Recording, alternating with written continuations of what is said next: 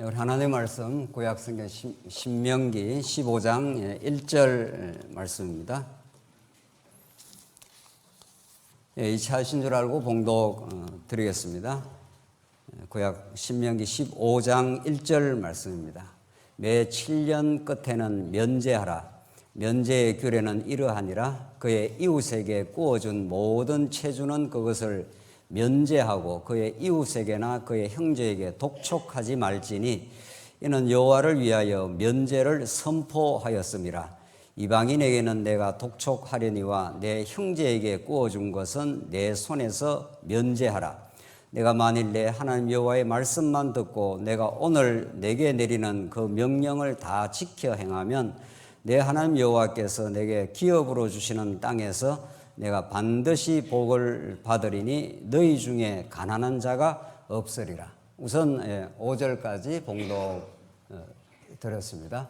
우리는 지금 하나님의 말씀, 복음의 말씀을 듣되 우리가 지금 살펴는 신명기의 말씀은 이제 구약의 말씀입니다. 이것이 중요한데 하나님의 말씀이 구약과 신약으로 되어 있다는 것이 기본이죠. 그렇다면 이제 구약은 어떤 의미를 가지고 신약은 그것이 또 어떤 의미를 가지고 한 권이 되는가에 대한 기본적인 해석학적 원칙을 확실하게 하는 것이 매우 중요합니다.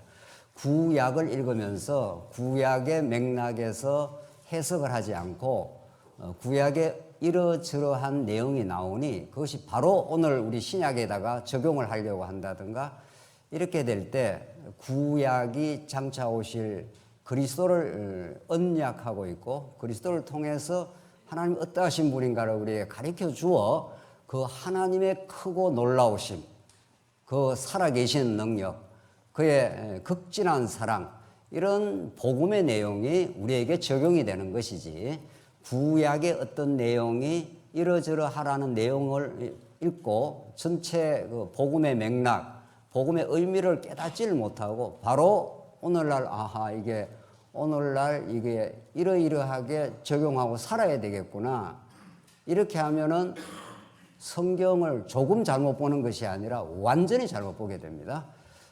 동으로 갈 것이 완전히 서로 가게 되는 그런 문제를 낳게 됩니다. 특별히 오늘 15장에 나오는 우리가 지금 계속 살펴가는 이제 하나님께서 하나님의 나라인 구약의 이스라엘 나라, 그 하나님께서 그 나라의 정체성으로 제사장 나라라 하겠다. 너희들 거룩한 백성이라 하겠다 하는 하나님께서 이제 시내산에서 율법을 주기 전에 하나님께서 그 나라의 정체성이라는 그 나라가 어떤 나라가 될 것이다 하는 것이 이스라엘 백성이 규정하는 게 아니라 하나님이 규정을 해줍니다.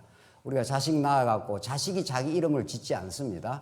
아버지가 혹은 어머니가 혹은 할머니, 할아버지가 자식은 이런 의미로 너 살았으면 좋겠다라고 이름을 지어주는 거죠.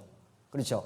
자식이 이렇게 살면 좋겠다 하는 그 부모의 소망을 담아서 이름을 지어주듯이 이름을 통해서 그 아이의 정체성을 규정을 해주듯이 하나님께서 하나님이 세우시고 통치하는 하나님의 나라, 이스라엘 나라는 하나님이 그 나라의 본질과 성격을 규정을 해 주십니다.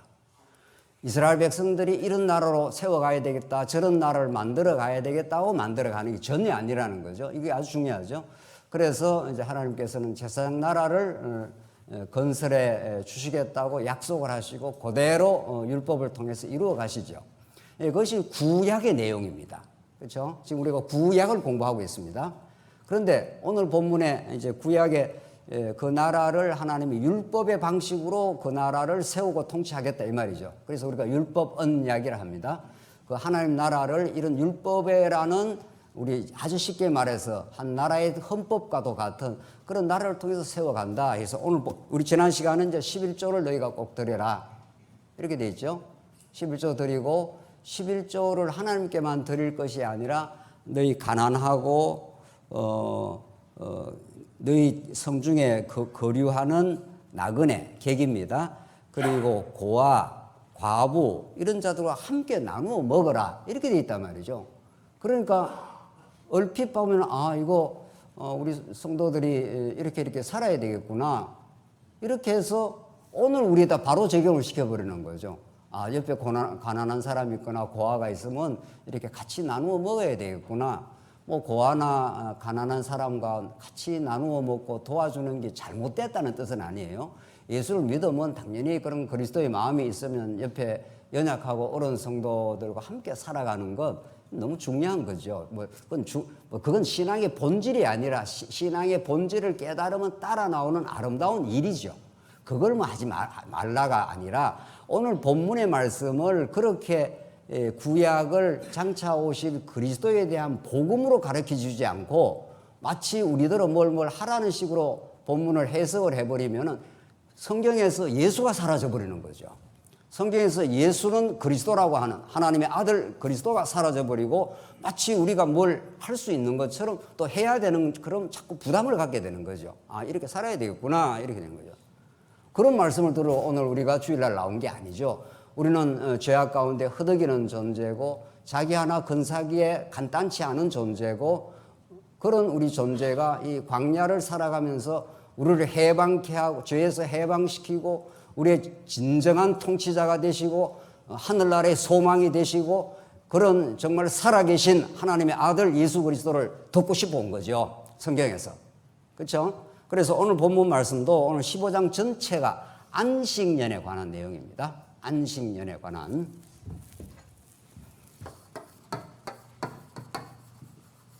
아브라함에게 하나님께서 구약적 하나님 나라입니다. 이스라엘 나라죠. 제사장 나라고. 이걸 하나님께서 이제 통치하기 위해서 이제 하나님께서 율법을 주시는데 이게 율법이 하나님의 통치법이라는 거죠. 율법이니까 법이 있어야 그 나라가 질서가 서고 그 나라의 통치 원리가 세워지니까 통치하는 법을 주셨는데 그 통치법 가운데 하나님께서 제일 먼저 주신 것이 계명이고 그 다음에 규례고 그 다음에 법도고 이렇습니다. 법도 혹은 법규. 이 정도는 이제 이 성도님들이 눈에 쏙 넣고 있어야 되죠. 이걸 늘 이렇게 할 때마다 기본으로 이제 깔고 우리 말씀을 나누는 거니까 이제 계명은 했습니다. 이미 5장부터. 우리가 지금 규례도 12장에서 택한 곳에서 너희들 제사 드려야 된다. 이렇게 했습니다. 그리고 이제 법도에 대해서, 법규에 대해서 지금 설명하는데 이제 11조를 이렇게 드리고 오늘은 안식년, 매 7년이 되면은 이자를, 빚을 진 사람의 모든 빚을 면제해줘라.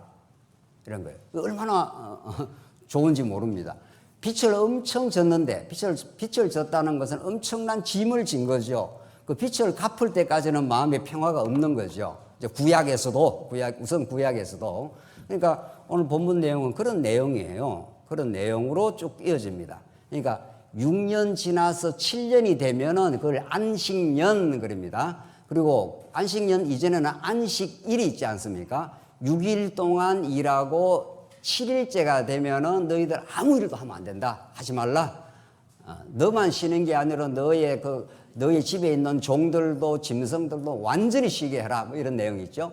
그리고 오늘 내용은 읽어봅시다. 15장 1절. 매 7년 끝에 면제하라. 이랬대요. 7년이 되면, 그러니까 7년째 되면은 안식년이 돌아오면은 가난한 사람들, 어려운 사람들이 몽땅 살기가 어려워가지고 빚을 몽땅 졌는데, 우리 식으로 말하면 한 10억을 졌다 칩시다. 그럼 그 사람은 평생 갚아도 못 갚는 거죠.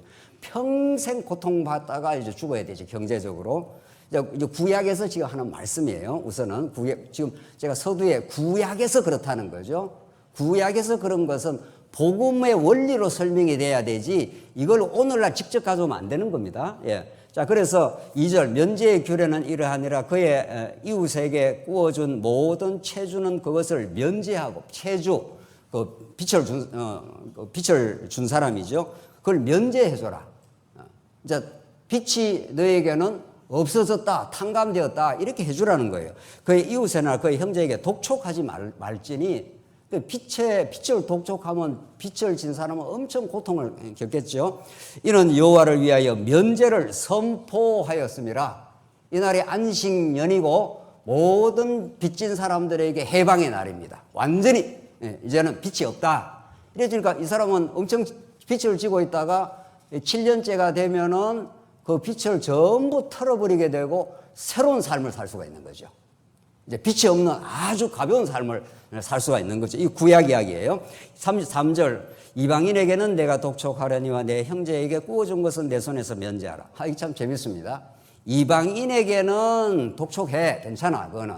그러나 하나님의 택한 백성에게는 면제해줘. 이게 이제 이방인과 하나님의 택한 백성을 어떻게 하는 규례입니까? 갈라내는 규례예요. 예, 구분하는, 구별하는. 예. 이 부분이 우리가 지금 신명기 이 맥락을 읽을 때 매우 중요한 포인트라고 그랬죠. 우리 지난 시간에는 이방인들이 먹는 뭐 음식 있지 않습니까? 그런 거 먹지 말고 이러이러한 음식만 먹어라 이랬지 않습니까? 기억나시죠? 예. 음식 먹는 것도 이방인이 먹는 거하고 완전히 구별되어 있습니다. 왜냐하면 너희들이 거룩한 하나님 나라 백성, 성민이기 때문이다. 하나님께서 거룩한 백성은 거룩한 백성들이 먹어야 될 그 양식이 딱 정해져 있는 거죠. 오늘 이 본문도 마찬가지예요. 4절 보십시다. 내가 만일 내 하나님 여호와의 말씀만 듣고 내가 오늘 내게 내리는 그 명령을 다 지켜 행하면 내 하나님 여호와께서 내게 기업으로 주신 땅에서 내가 반드시 복을 받으리니 너희 중에 가난한 자가 없으리라. 이렇게 해서 하나님의 이 명령대로 하면 가난한 자가 없어지겠지요.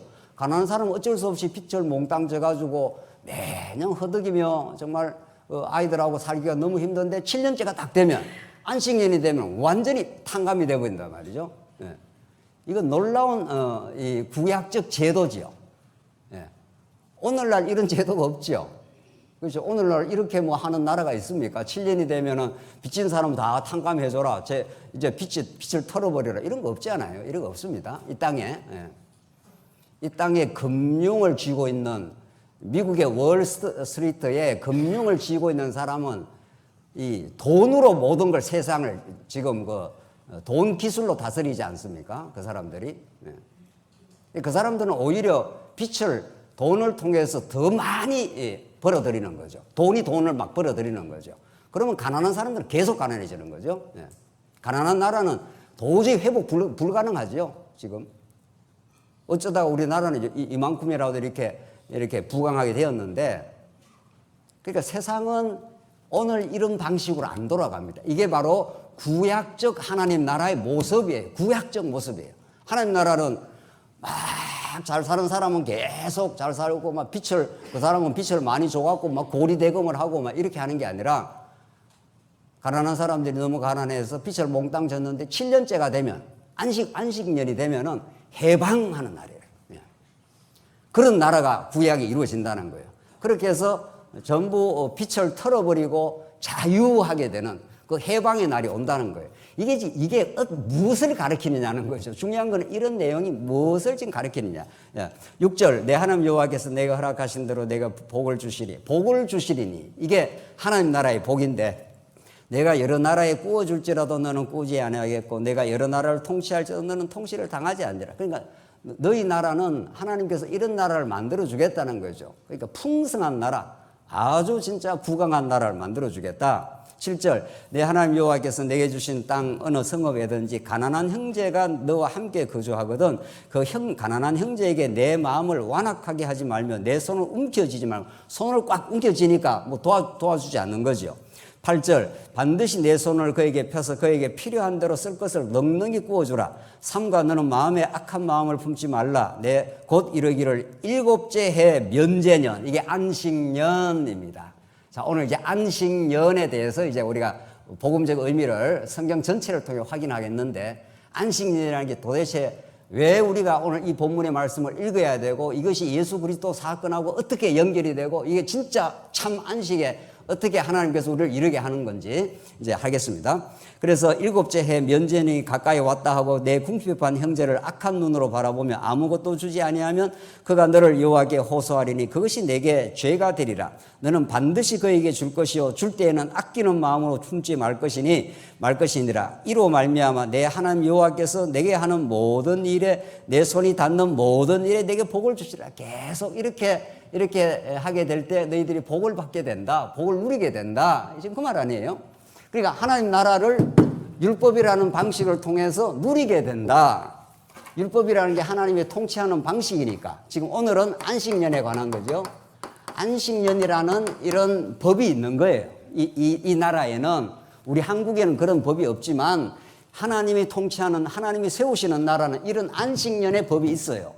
그래서 빛을 몽땅 지면 다 이제 7년째가 되면 다 털어버리게 만들기도 하고, 가난한 자를 많이 붙들어 줘가지고 가난한 자가 점점 없도록, 그렇게 해서 빈부격차가 많이 나지 않도록 해서 서로 다 아름답게 잘 살 수 있도록, 이런 거죠. 이런 내용을 칼 막스가 이 기독교에서 딱 착안을 해가지고 공산사회라는 사회를 만든 거예요. 공산주의 국가는 정확하게 세속화된 기독교예요. 기독교 정신을 끌어당겨 가지고 인간이 만들겠다. 그래서 더불어 잘 사는 나라, 그 평등한 사회. 공산주의 실험이 70년 만에 완전히 붕괴돼 버렸지 않습니까? 그래서 전 세계에 지금 자본주의화입니다.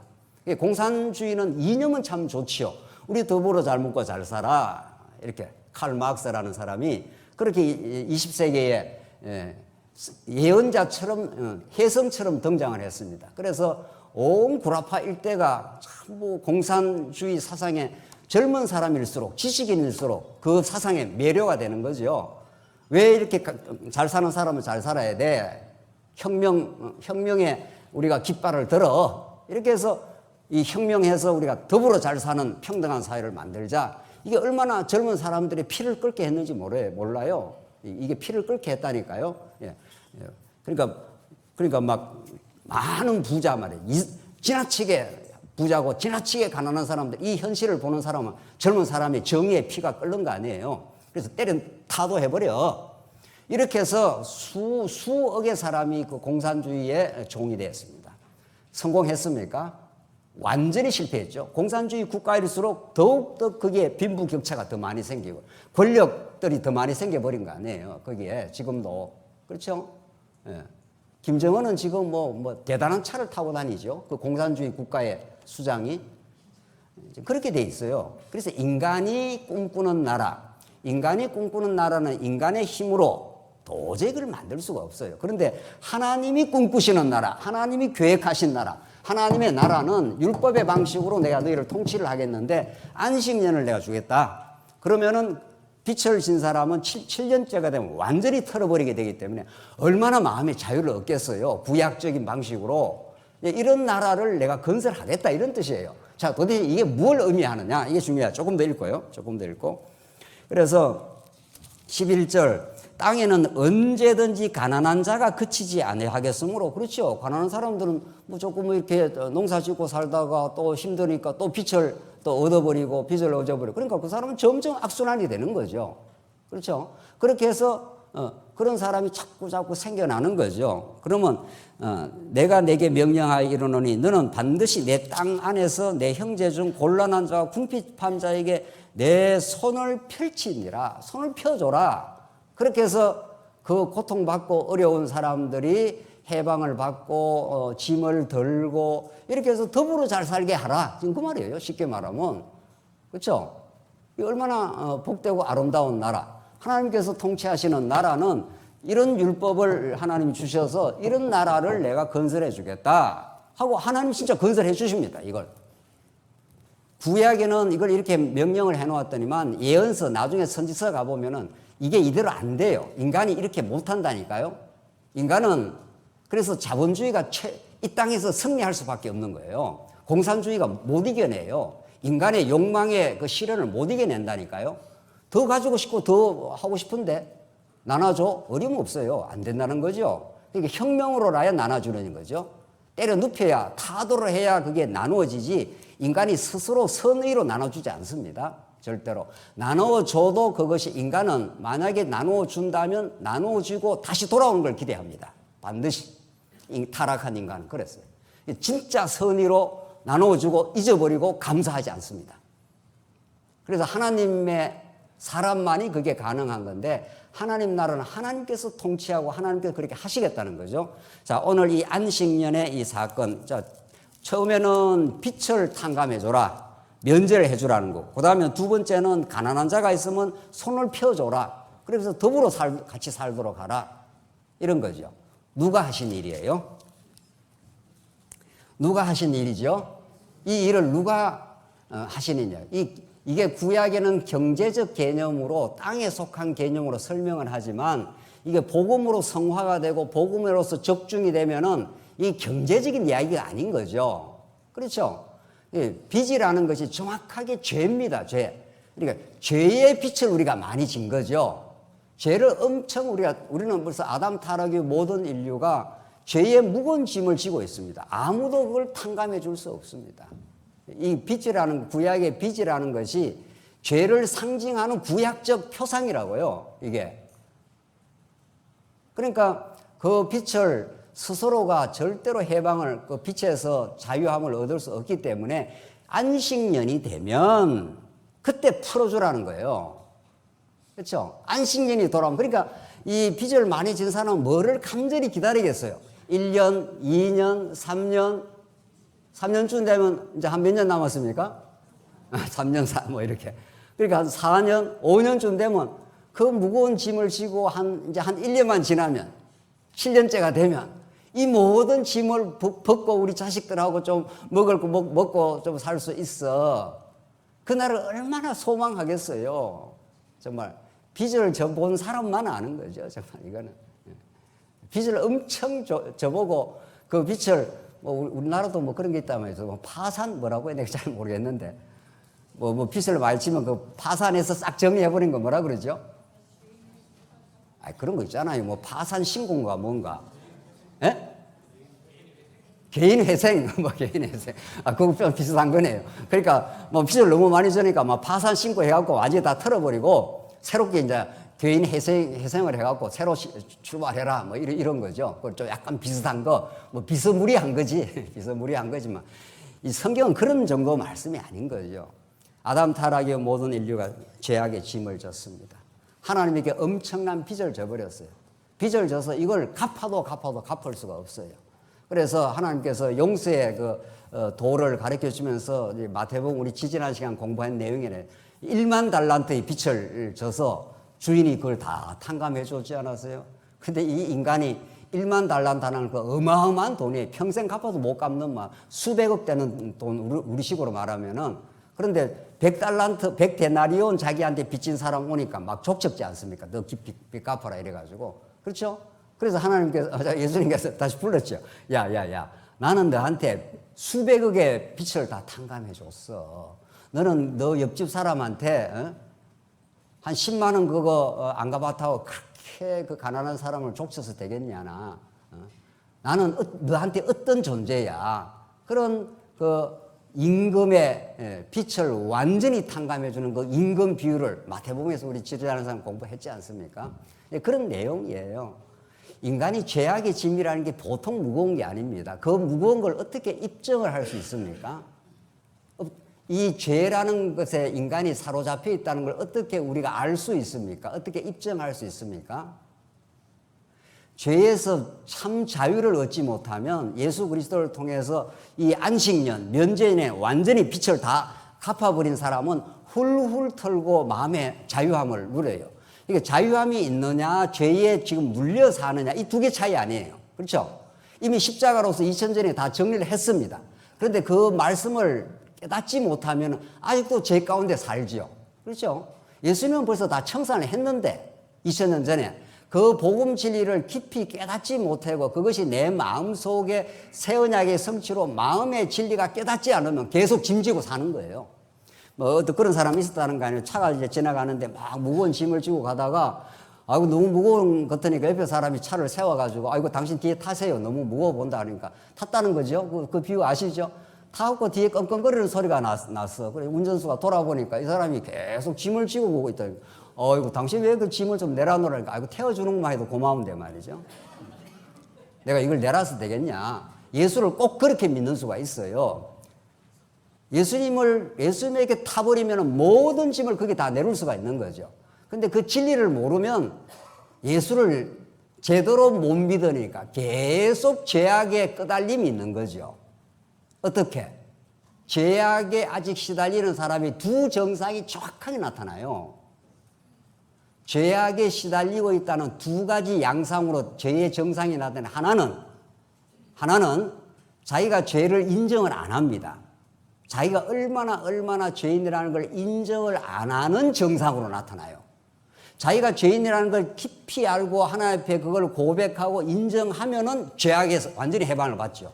예수님이 죄를 제거해 주러 오신 분이니까. 그 죄를 인정을 안 하면 어떤 현상이 나타나는가 하면은 내가 죄인이라고 인정 안 해. 나는 의로워. 너가 잘못됐어. 이런 사람은 반드시 자기가 죄인임을 진짜 고백하고 진짜 깊이 깨닫고 예수 안에서 해방을 받아보지 않는 사람은 반드시 어떤 문제가 생기면 자기 인정을 안 했기 때문에 우리가 살아가다 언제나 문제가 생기지 않습니까? 문제가 생기면 누구한테 그 탓을 돌리게 돼 있습니까? 예? 다른 사람한테. 쌍방간에 어떤 문제가 반드시 생기면은 문제는 한쪽의 일방적 문제는 아니에요, 절대로. 모든 문제가 인간에서 일어나는 모든 문제는. 그러니까 자기가 죄인임을 깊이 아는 사람은 어떤 쌍방간에 어떤 문제가 생기면 바로 하나님 앞에서 인정을 해요. 아, 하나님, 내가 잘못했습니다. 내 때문에 옆에 사람이 굉장히 힘들었네요. 내 때문에 어떤 일이 굉장히 복잡하게 만들어져 버렸네요. 이렇게 자기 인정을 해버려요. 그럼 그때부터 해방이에요. 인정하면 예수님이 그걸 다 아시고 괜찮아. 너 원래 실수 많은 죄인이잖아. 내가 너 죄를 2000년 전에 다 용서했어. 이런 메시지가 들려오기 때문에 자기 죄를 인정하는 순간 해방이 와요. 그러나 그 복음을 깊이 깨닫지 못하는 아직도 죄악 가운데서 그 죄를 이미 탕감했다는 믿음으로 살지 않는 사람은 반드시 남의 탓을 해요. 반드시 누구 때문에, 당신 때문에, 무엇 때문에 계속 하다요. 두 번째, 이게 첫 번째 정상이고 아직 복음의 자유함이 없는 사람이죠. 두 번째 정상이 어떻게 나타나죠? 첫 번째는 문제를 밖으로 돌리는 쪽으로 나타나고 누구 때문에 지금 이렇게 힘들어졌어 이런 거죠. 두 번째는 여러분들 잘 알 수 있을 것 같은데 말이죠. 두 번째는 어떻게 나타나죠? 반드시 이 정상으로 나올 수밖에 없어요. 이 복음에 따르면, 복음 진리에 따르면. 첫 번째는 문제를 밖으로 돌리는 사람이고, 두 번째는 문제를 안으로 돌리겠죠. 둘 중에 하나지 뭐. 그러니까. 그렇죠. 밖으로 돌리든가 안으로 돌리든가 둘 중에 하나예요. 안으로 돌리는 사람이 있어요. 아이고, 내가 잘못났지, 내가 못났지, 내가 죽일 놈이지, 죽어버려야지, 이렇게 되는 거예요. 그렇죠? 이걸 자책이라고 그러고, 자학이라고 그러고, 그래요. 그게 더 심하면 자살로 가는 거예요. 내가 잘못했지 해서 계속 자기를 후벼 파는 거예요. 계속. 엄청 그런 사람 많습니다. 그래서 자기 동굴에서 나올 수가 없어요.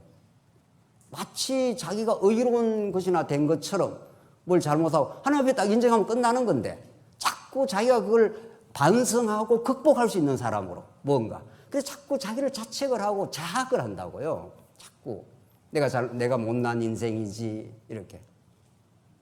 그러니까 문제를 밖으로 돌리거나 안으로 돌리거나 둘 중에 하나예요. 이 죄악의 짐이 얼마나 무거운지 모릅니다. 그래서 끊임없이 밖으로 돌리는 사람은 자기의 실체를 몰라요. 자기 실체를 하나님 앞에 대면하지 못해요. 하나님 앞에 딱 자기 실체를 만나고 자기가 얼마나 죄인인가를 만나고 얼마나 많은 용서받은 인생을 알면 그때부터 자유하게 되죠. 할렐루야 이렇게 되는 거죠. 그렇죠? 하나님 내 죄를 모두 다 사해 주셨고 하나님의 아들로 삼아 주시고 오늘 말씀처럼 면제를 다 해. 7년째 되면 완전히 면제시켜버려요. 하나님께서. 죄 없어 이제. 다시 새로운 삶이 출발돼. 이렇게 되는 거죠. 그래서 여러분과 제가 지난 일주일 동안 수십 년 동안 뭐 끊임없이 무슨 실수도 하고 했을 거 아니에요. 하나님 앞에서. 그렇죠? 하나님 인정 안 하면 반드시 관계에서 어려움이 생깁니다. 그런 문제가 생기면 하나님 내가 죄인이었습니다. 죄인이니까 어쩔 수 없었네요. 그런데 하나님 내가 대를 다 면제를 해줬네요. 할렐루야 하고 하나님 앞에 감사하고 새로운 삶을 살면 되는 거죠. 근데 끊임없이 문제를 밖으로 돌리거나 끊임없이 자기를 자책을 하거나 그러니까 좀 온순한 사람은 자기를 자책을 하고 좀 거칠거칠한 사람은 대체로 어떻게 해요? 막 남한테 문제를 돌려요. 막 다른 사람을 정죄하고 판단하고 남에 대해서 아주 강하게 얘기하는 사람일수록 자기를 못 보는 거죠. 지금. 이 어리석음으로부터의 자유함이 있어요. 둘 중에 하나죠. 여러분과 저는 어느 쪽입니까?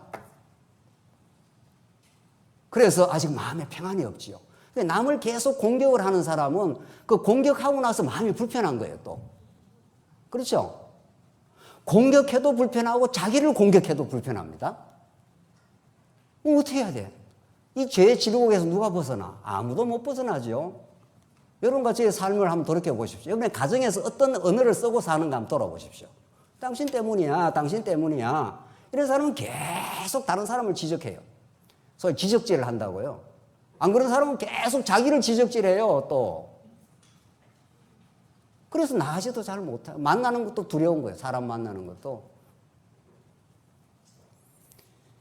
오늘 이 부분을 가지고 더 우리가 이야기할 수 있지만은 죄라는 게 얼마나 집요하고 무서운지 모릅니다. 인간의 내면 속에 깊이 뿌리 박혀 있고 끊임없이 하나님과 같이 되고자 하기 때문에 자기 죄를 인정 안 하는 거죠. 다른 사람을 심판해 버리는 거죠.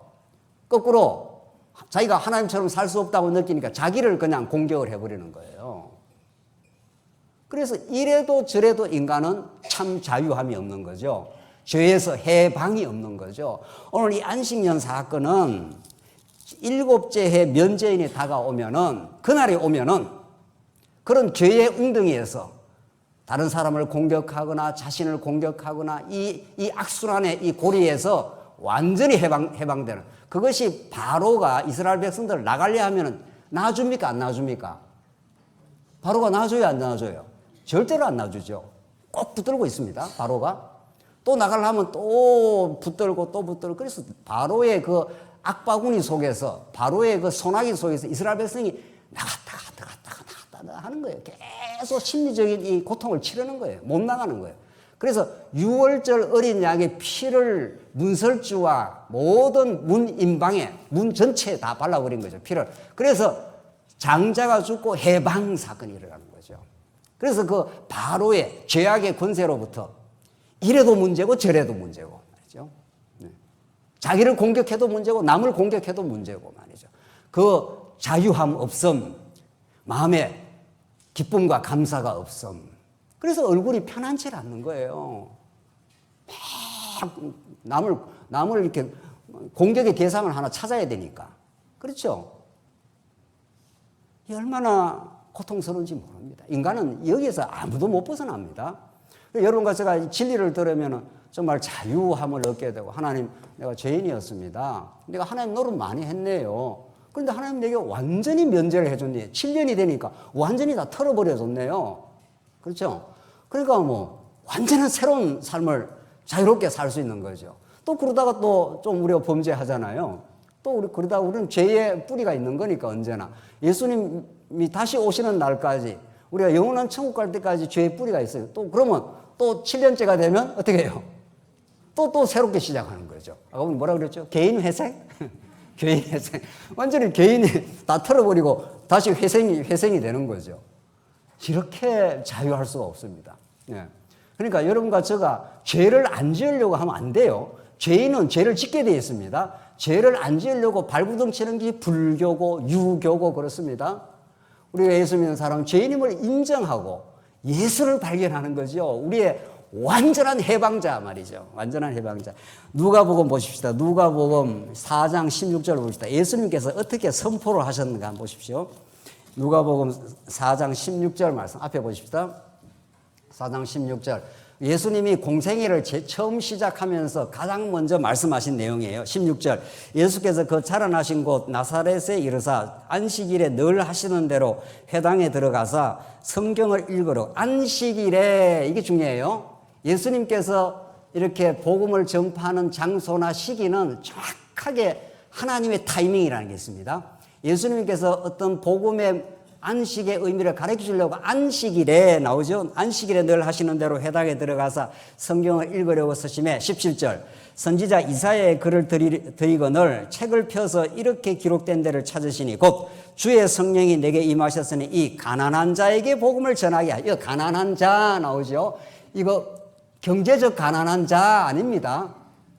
예수의 복음을 듣는 자는 경제적으로 가난하든지 경제적으로 부유하든지 아무 상관없어요. 오늘 교회에 여러분들 나오셔서 뭐 경제적으로 부유한 사람, 가난한 사람, 그게 그거 아무 소용 없습니다. 그 범주가 아니에요. 여기서 가난한 자 하는 것은 우리 예수님께서 심령이 가난한 자 했지 않습니까? 이때 가난한 자는 아담이 타락하고 하나님을 잃어버린 자 이런 거예요. 하나님을 잃어버리면 아무것도 없는 거예요. 그렇죠? 하나님이 모든 걸 채워주시기 때문에 하나님을 망각한 자 이런 거예요. 이때 가난한 자 하는 거, 영적으로 가난한 자, 그런 자가 하나님이 채워주신다는 거예요. 그렇죠? 근데 하나님으로 가난하면 복인데 자기가 뭔가를 자꾸 채우는 줄 알아. 지식도 채우고 뭐 돈도 채우고 뭘 채워서 자기가 도덕적 행위도 하고 해서 자기가 뭐 괜찮다 이러면 하나님하고 상관없는 사람이 되는 거죠. 하나님이 채울 데가 없는 거죠. 그러니까 우리는 완전히 가난한 자가 되는 게 중요하죠. 하나님의 은혜가 아니면 나는 채워질 수 없습니다. 참 평강이 없습니다. 그래서 오늘 말씀 앞으로 이렇게 나왔습니다. 말씀을 새롭게 채워주십시오. 이런 거죠. 그런 가난한 자예요. 경제적 가난한 자가 아니에요. 복음을 전하게 하시고 내게 기름을 부으시고 나를 보내사 포로된 자에게 뭐라고 했습니까? 자유예요. 포로된 자. 뭐에 포로된 자? 죄에 포로된 자의 자유를 눈먼 자에게 다시 보게 함을 전파하며 눌린 자를 자유롭게 하며 자유 계속 나오지 않습니까? 주의 은혜의 해를 전파하게 하려 함이라. 그러니까 예수님께서 안식일에 딱 들어갔습니다. 내가 안식일의 주인이야. 아담 타락 이후 모든 인간은 다 안식을 잃어버린 거예요. 하나님 나라의 안식을 다 잃어버렸어요. 왜? 자기가 주인 노릇하니까. 그러니까 제가 심리적으로 제가 설명을 해드린 대로 하나님을 잃어버리면 자기가 딱 주인 노릇을 한다고요. 자기가 딱 주인 노릇을 하면 뭐든지 남을 심판을 해버려요. 내가 하는 것이 의롭다고 착각을 하고 그러다가 안 되면 자기를 심판해버리는 거죠. 그렇죠? 아까 우리 설명해 드린 그거죠. 그래서 인간은 자유롭지 않는 거예요. 무엇을 해도 자유롭지 않습니다. 아무리 돈을 벌이든 아무리 무엇을 하든 그 죄로부터 해방, 인간 뿌리 속에 하나님과 같이 됨이라고 하는 이 죄를 발견하고 그걸 하나님 앞에 인정하고 고백하고 예수를 깊이 깨닫고 예수가 우리에게 허락하신 하나님 나라의 안식을 얻기 전에는 무엇을 해보십시오. 무엇을. 이 세상 사람 아무나 붙들고 물어보십시오. 자유가 있는가?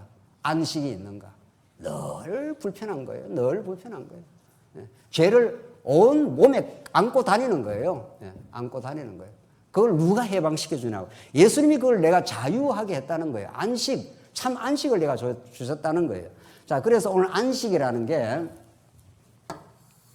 이렇게 되어 있습니다. 하나님께서 창세기 1장에서 3장에 하나님 나라에 관한 복을 주셨죠. 창세기 1장 28절에서. 그렇죠. 복을 주사 자손들에게 생육하고 번성하라, 땅을 정복하라, 만물을 다스리라. 이게 하나님 나라의 복입니다. 하나님 나라를 내가 건설해 주겠다 하고 나선 7일째 돼서 하나님이 이 일을 모든 걸 거치심에 하나님이 안식하시니라. 이게 7일이 안식이에요. 6일 동안 창조를 하고 7일째 하나님이 안식하시니라. 그렇죠? 우리 지금 7년째 면제해줘라. 안식년에 면제해줘. 그러니까 이 안식년 사상은 이 모세 때 이 안식일, 안식년 다 똑같습니다. 그러니까 7일째가 되면은 하나님 나라에 복이 임한다.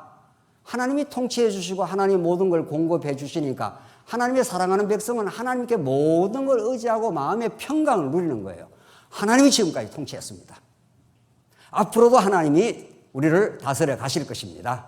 미래의 염려가 싹 사라지는 거죠. 그렇죠? 지금까지 하나님께서 우리를 다스리고 우리 가족을 지켜오고 우리 교회를 시련 가운데서도 지켜오신 하나님, 앞으로도 하나님 통치해 가실 겁니다. 그런 거죠. 그러니까 7일이 중요해요. 7일이 이게 완전수예요. 6일이 지나가고 7일이 되면 완전한 하나님 나라가 완성되는 날이에요. 7일 날 면제해 주는 날이에요. 7일 날이 아니고 7년째 날이죠. 그래서 안식일이 여기부터 시작돼요. 이게 원형적인 안식이에요. 그런데 인간이 죄를 범했죠. 죄를 범하면 이 원형적인 이 안식을 상실해요. 모든 인간이 죄인이 됐기 때문에 마음에 안식이 없어요. 뭘 해도 편치 않는 거예요. 잠시 편했다가 또 원자료로 돌아가요. 그래서 마음에 안식이 없는 걸 하나님 너무 잘 아시고 모세를 통해서 안식일, 안식년이라는 제도를 주셨어요. 7년 동안 너희들이 빛을 많이 지르게 될 거야. 그러면 너희들이 해방하는 날이 있어.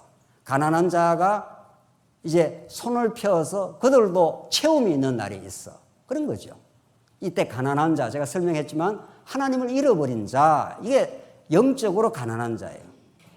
그는 하나님으로만 채워져요.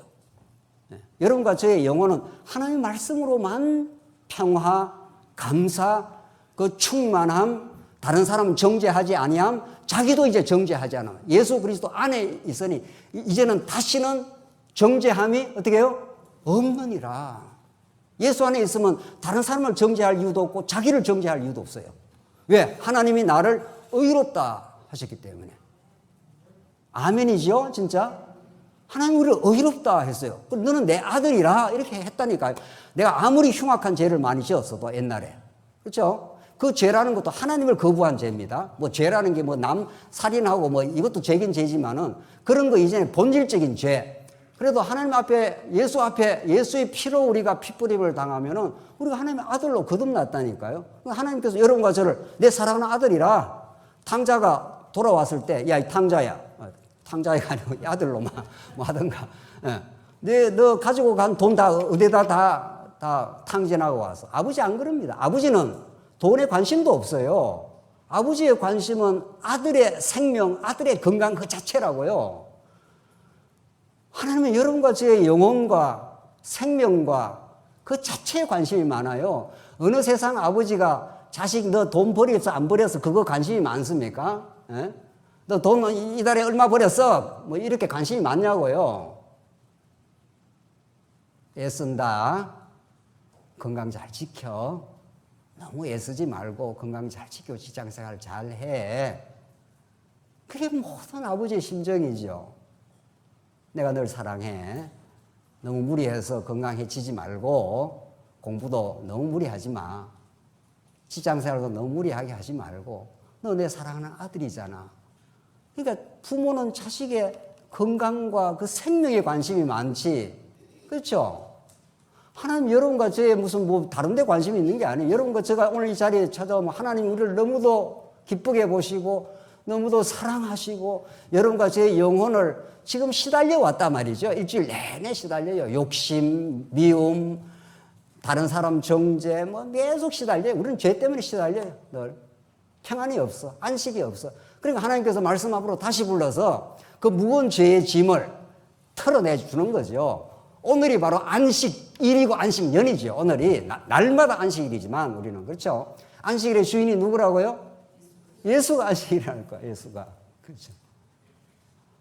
이게 복음이에요. 이게 오늘 말씀이 오늘 마지막 대목 하나 하고 끝내지요. 그래서 12절 내 종족 히브리 남자나 히브리 여자가 내게 팔렸다 하자. 만일 6째 해 동안 너를 섬겼거든 7째 해에 너를 놓아 자유롭게 할 것이요. 자, 이게 자유라는 주제가 나오지 않습니까? 앞에서 면제라는 주제가 나왔는데 7째 해 때 종으로 온 사람을 자유하게 한다는 거예요. 그런데 16절 종이 만일 너와 내 집을 사랑함으로 너와 동거하기를 좋게 여겨 내게 향하여 내가 주인을 떠나가지 않겠노라 하거든 송곳을 가져다 그의 귀를 문에 대고 뚫으라. 그리하면 그가 영구히 내 종이 되라. 내 여종에게도 그같이 할지라. 참 놀라운 말씀이에요. 정말 이게.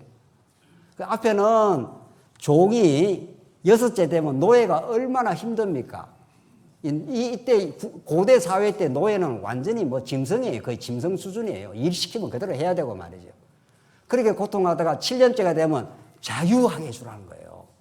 우리 아까분에 예수님이 이 땅에 와서 자유를 선포했다고 그랬지 않습니까? 이게 죄에서 자유라고요. 죄에서 자유하는 그 안식을 말하고 예수님이야말로 진짜 죄에서 우리를 자유하게 하는 분이에요. 그렇죠? 그래서 오늘 본문에서 노예를 데리고 있다가 7년이 되면은 풀어줘라, 풀어줘. 그리고 그 종이 주인을 사랑해서, 다시 한번 보십시오. 16절, 종이 만일 너와 내 집을 사랑함으로, 그렇게 있죠. 근데 종이 주인의 사랑을 많이 받아갖고 주인을 사랑하게 돼버렸어. 주인을 너무 좋아해. 그래, 그 종이 안 나갈랍니다. 이런 거예요. 그 좀 이상한 종이죠, 종은. 보통 일반적인 종은 자유하면 나갈 건데, 이 종은 너무도 주인이 뭘 잘해줬던가 봐요.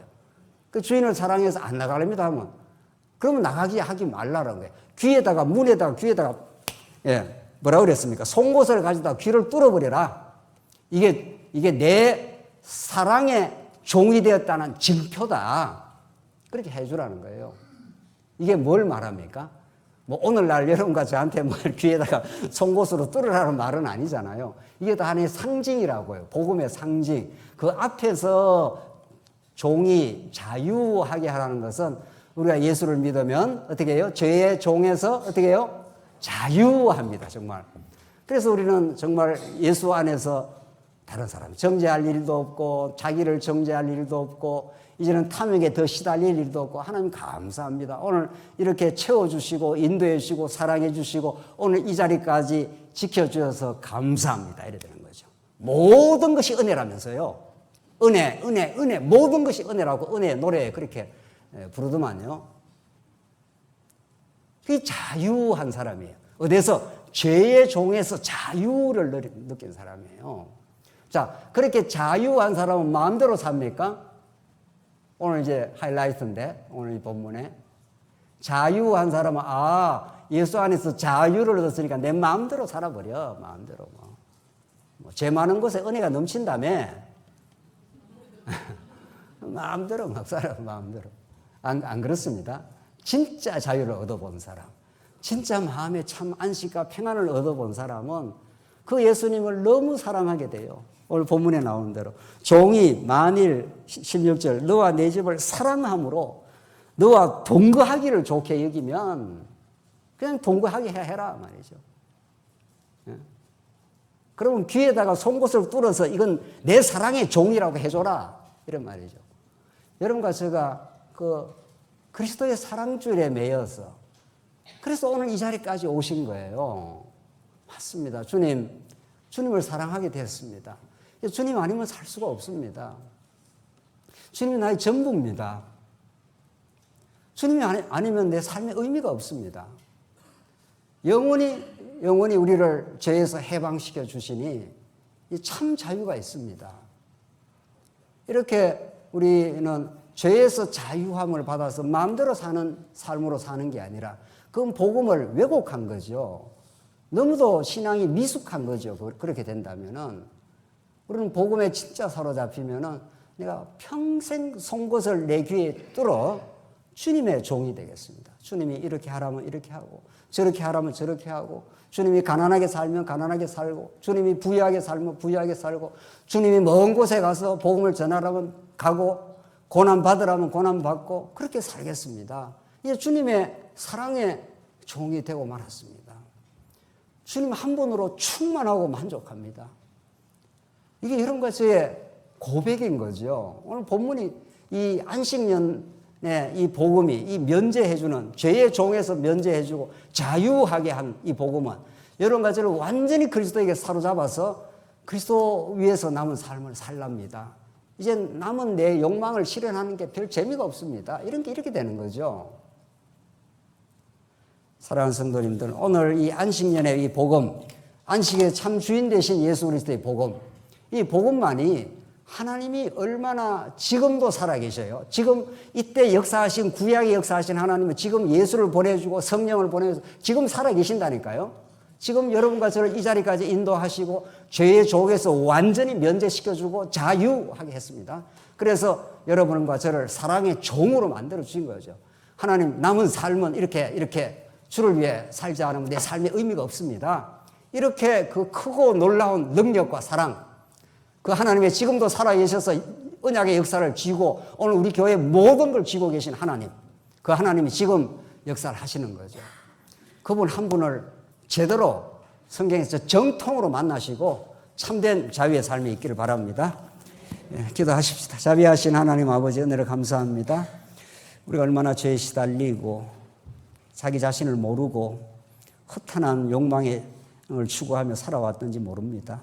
하나님께서 우리 어리석음을 너무도 잘 아시고 우리와 같이 되어주시고 우리와 함께 몸부림쳐 주시고 십자가의 고난 받아주시고 이제 3일 만에 부활해 주셔서 우리를 새 생명 가운데 인도해 주셔서 너무도 감사합니다.